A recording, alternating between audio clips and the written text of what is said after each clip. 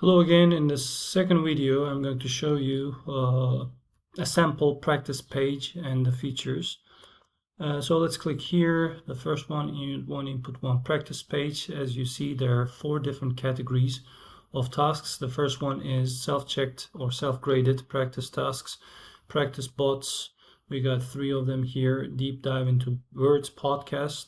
And finally, I have designed a couple of games. And now let's talk about each of these in a little bit more detail.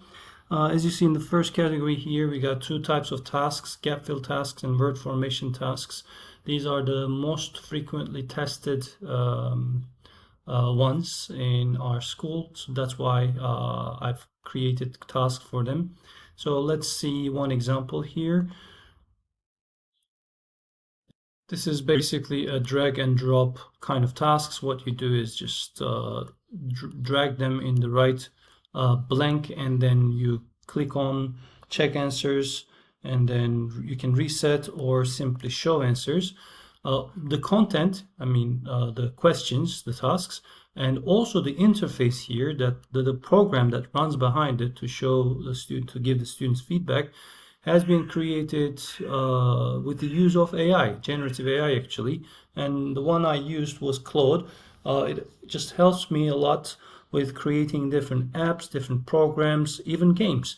And I'm going to show you examples of those in a second.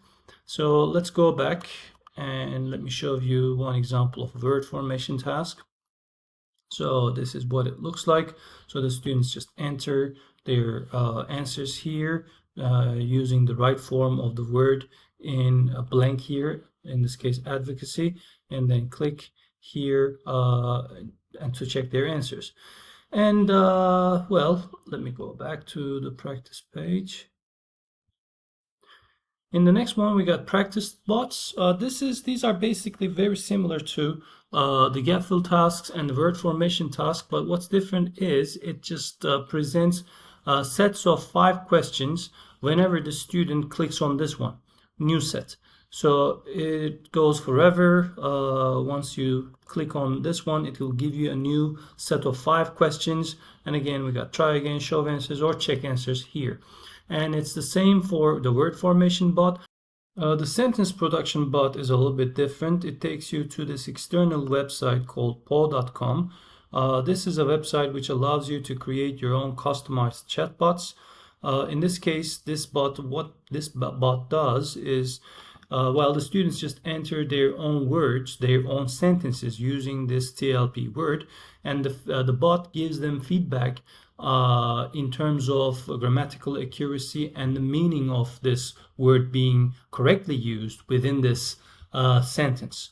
So here's the greeting statement. Hello there, give me a word from your teaching and learning program and a sentence that you have written using it, and I'll evaluate in the sentence in terms of its ability to demonstrate its meaning.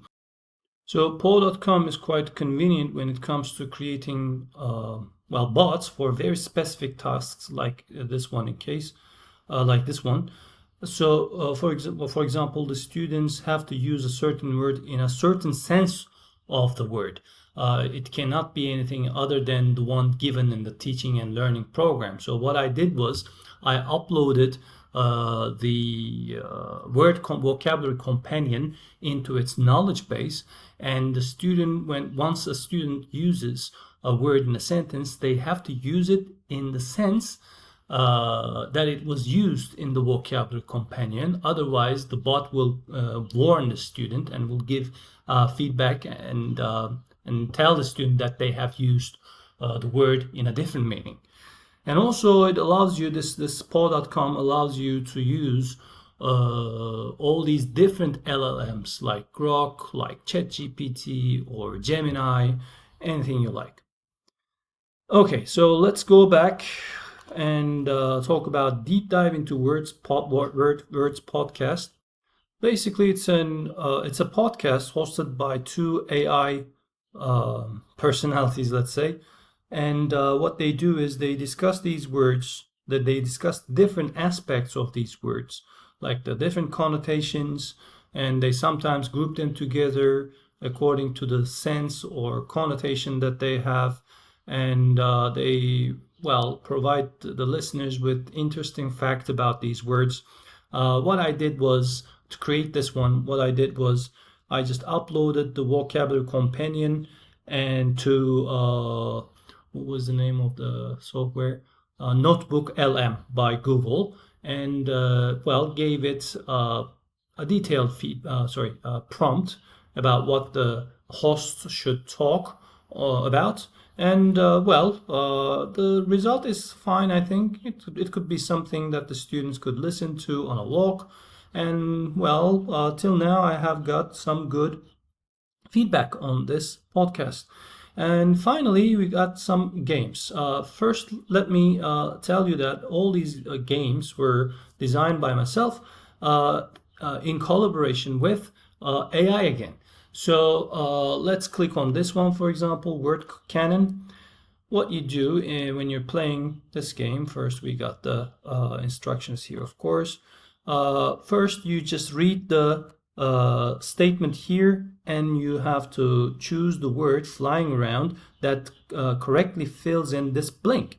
Okay, so the blah blah statue, obviously it's commemorative, but let's just demonstrate what happens if you shoot the wrong word. So you get a penalty, and if you click on, well, if you shoot the right word, you get 10 points. And the sooner you shoot the right word, the more points you get. So let me go back. So we got two more games, the floating words games and Rumble in the Jumble game. They're both fun. But let me tell you, so this is kind of a liberating experience for teachers, because myself, I have very little knowledge of coding. And well, the chatbots that we have at our disposal today allows us to come up with these programs, these apps that we can design according to the interests and needs of our students.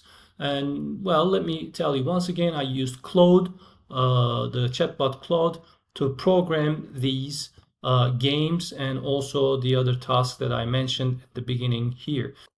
Unfortunately, it's not possible for me to explain how I did it in a very short video like this one, but I can just give you a summary. What I did was provide very detailed instructions in the form of prompts to Claude, and I explained in a lot of detail, detailing how I want the program to act in each step of the way. And well, there was of course a lot of trial and error that went into it. And but in the end, if you ask me, is it very difficult? No. As I said, I don't have a lot of coding expertise. I know just the basics, and that was more than enough for me to do all this. Okay, that's about it, people. So thank you for listening. And if you have any questions, you can email me at engin.kaca, Kaca, at sabancıuniv.edu. Thanks again for listening.